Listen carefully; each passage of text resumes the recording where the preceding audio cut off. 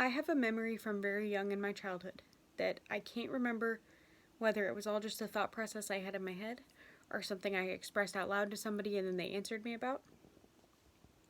Basically, I remember very specifically that I either said out loud or thought about how if I was in trouble and expected to sit by myself somewhere and not do anything, I could simply entertain myself with my fingers by pretending that there were people walking around and tell myself stories about them. Or alternately, I could close my eyes and watch the static floaters that I could see in my vision if I looked for them. I called them the dots at that age. And I could watch the dots move around. Basically, what I observed is that I could entertain myself no matter what, because the adults couldn't take everything away from me. They couldn't take away my hands and my eyes and my imagination. I either thought to myself or was answered, and either way it became ultimate truth to me, that it was of course morally wrong for me to do so. It would be morally wrong of me to be sitting and awaiting punishment, for me to feel anything other than guilt and shame and sadness and fear. It would be morally wrong of me because I had done whatever it was that I was in trouble about, and I hadn't yet been punished about it. In other words, it would be morally wrong of me to regulate myself. I was supposed to stay dysregulated. I was supposed to continue feeling guilt and fear and shame and sadness until someone had hurt me in some way, and then I could be sad and hurt and ashamed about that. And then after that, then I could figure out how to self-regulate, because I would have paid for whatever it is I did wrong.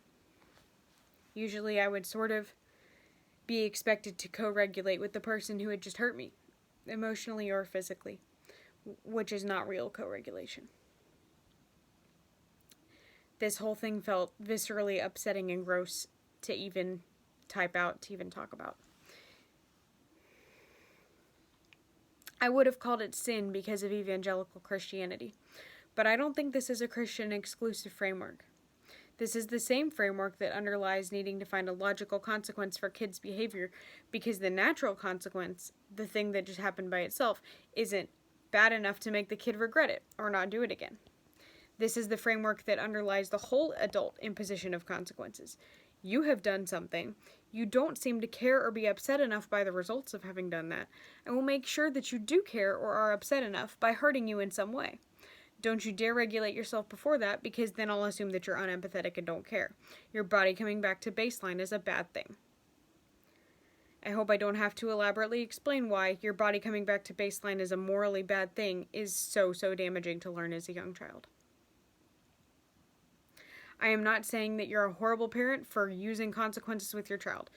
What a weird phrase, though. I know everybody is trying to do their best. I know that sometimes you feel desperate and like you don't know how to get your kid to understand something that you are actually really objectively, truly right about and might even be for their safety or whatever. I just don't think that this framework is the way to do it. I think the whole thing is rotten through. I think that replacing the word consequence with the word boundary does not fix it any more than replacing the word punishment with the word consequence fixed that. You have to shift the framework entirely, not just replace the words that are in it. You hold a boundary for the boundary's sake, not for the child's sake. Hear what I mean by that. I don't mean that it's not for the child's benefit or that everything doesn't always come back to the child, because of course it does. I mean that if you decide, my 18-month-old can't climb up on the coffee table, it's not safe, then you don't need to set about figuring out how to teach the 18-month-old to not climb on a coffee table. You hold the boundary for the boundary's sake. You determine an 18-month-old cannot be on the coffee table, and then you make that happen as much as you would if you were planning for a force of nature or a fact of life. You remove the table, or you sit by the table and block the child, or whatever, and maybe eventually they will internalize, oh, all right, this isn't an option, and do something else. Probably eventually they will do that. And even if they don't, it's still on you to block them. You're blocking them because you've decided that they needed to be blocked, not because you're not blocking them because you need to teach them not to go on it, nor because you need to teach them to blindly do whatever someone larger than them tells them to do, especially not with an or else tacked on at the end of that. And then they get older and more able to reason and more able to co-regulate and more able to self-regulate. And it becomes more complex as you have to determine bigger factors than the presence or lack of a coffee table. I get that, but I don't think that the framework needs to change. I don't think that you need to introduce an element back in where the child is at risk from you, where they sit and wait for judgment and remind themselves not to feel better until they've been made to feel worse. That's not the cycle I want to carry on.